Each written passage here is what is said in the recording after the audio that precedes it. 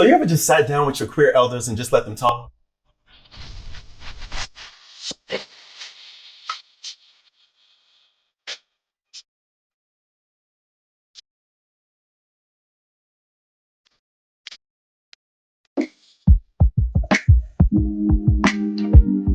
All right, so welcome. We are in Living Color today, and I'm so happy to have you both here. Today, we're going to talk about aging loudly and living proudly.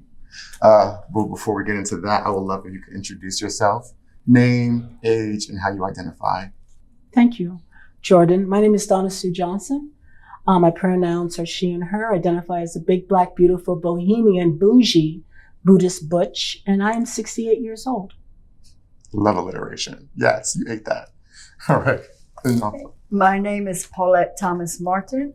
I am 73 years of age, and I am a lesbian, she and her pronouns. Lovely. Well, thank you, Donna Sue and Paulette. Today, we're talking about how you both are celebrating this season of your life joyfully and unapologetically. So the first question that I have for you is, what's bringing you joy lately at this stage of your life? My love of God is bringing me ultimate joy. Mm-hmm. My alignment with my Father, Mother God is bringing me contentment and the ability to just move about in this world. My relationship with my wife, my children, grandchildren, and great-grandchildren, and my service to my brothers and sisters. I love that. Your community and your spirituality. Mm-hmm. I love that. How about you, Donna Sue?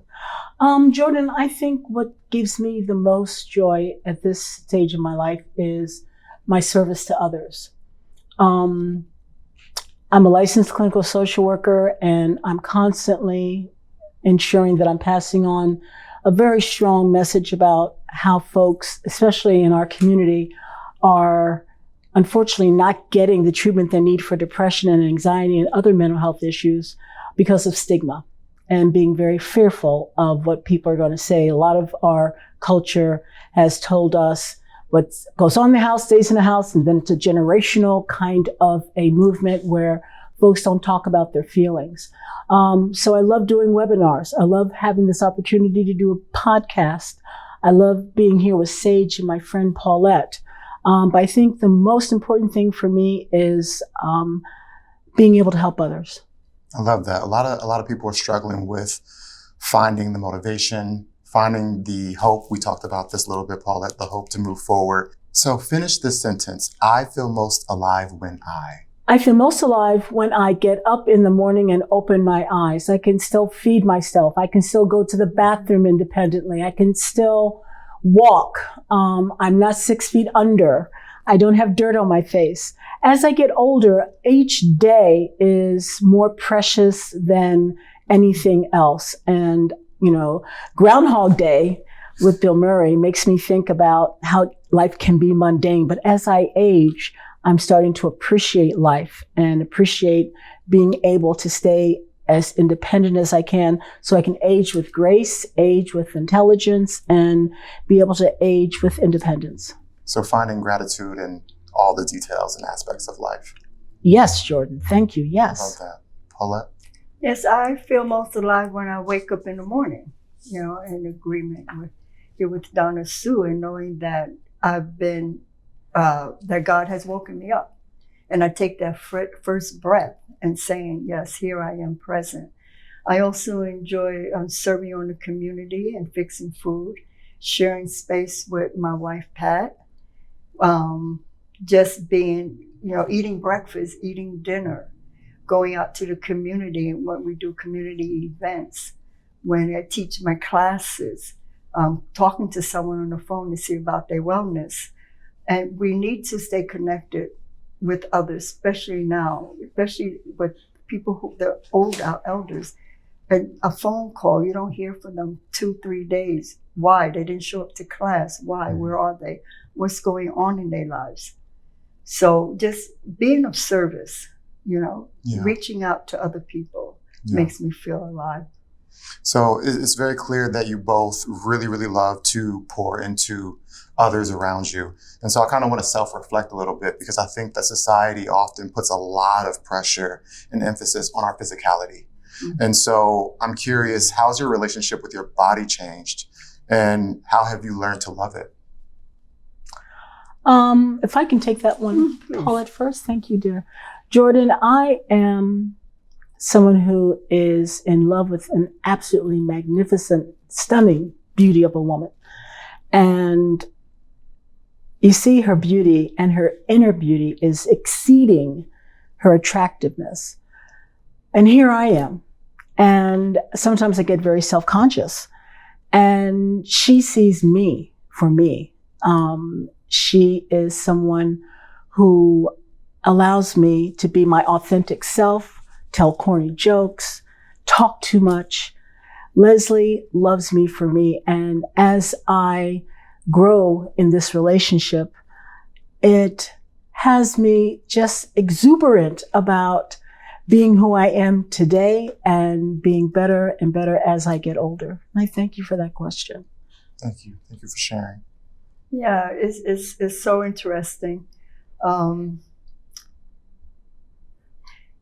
Yes, you know, when you have someone in your life who accepts we accept who we are and where we're at, but we always have something. There's always that we're not comfortable about. And I've been totally blessed to have a person that I'm totally in love with, to accept me just as I am. The wrinkles, the hanging skin, the whatever. I am me, I am complete.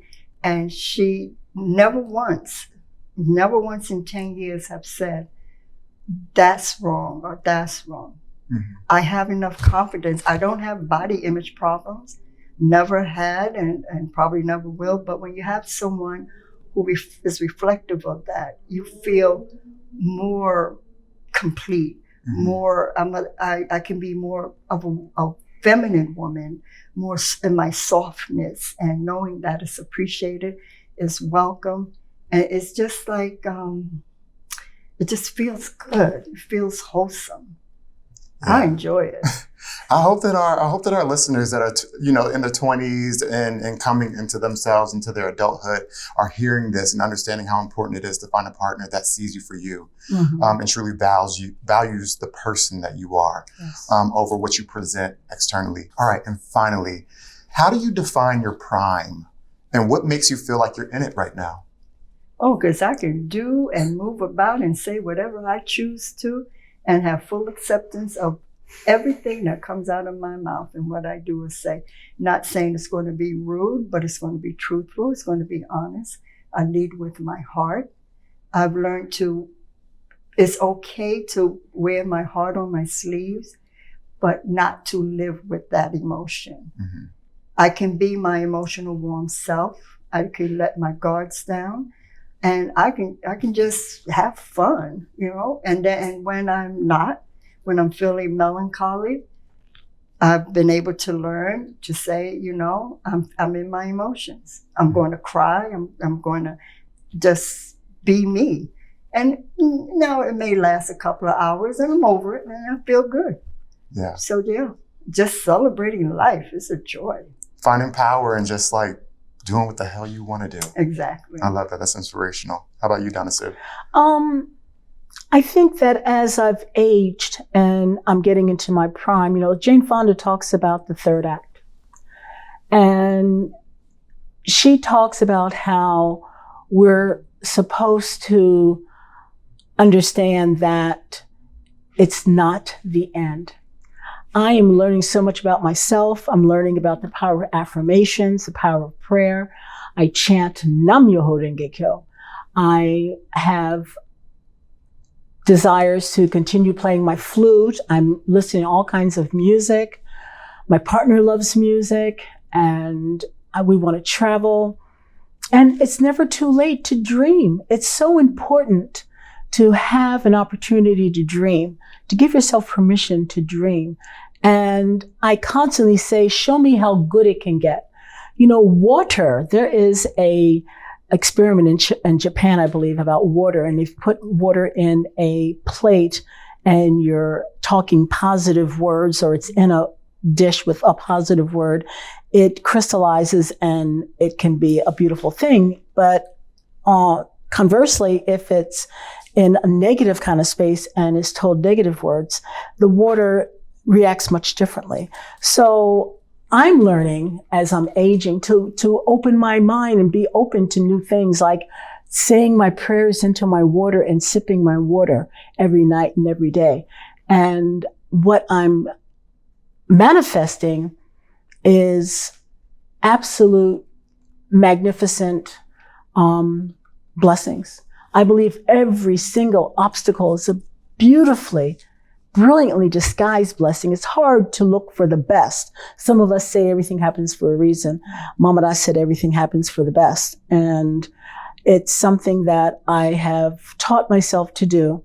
And there's never a denial. If there is a delay, doesn't mean denial. So if you're in a line and it's taking too long, possibly it's saving your life. Possibly you're going to meet a new friend. Possibly you're going to get an idea that's going to assist you in reaching some kind of goal. It's important to know it's that life is a beautiful trip, no matter what, no matter who. It's just stay focused and the miracles come. That was a beautiful way to end the segment. Thank you both for sharing your stories with us and continuing to stay vibrant. Thank you, Jordan. Thank you.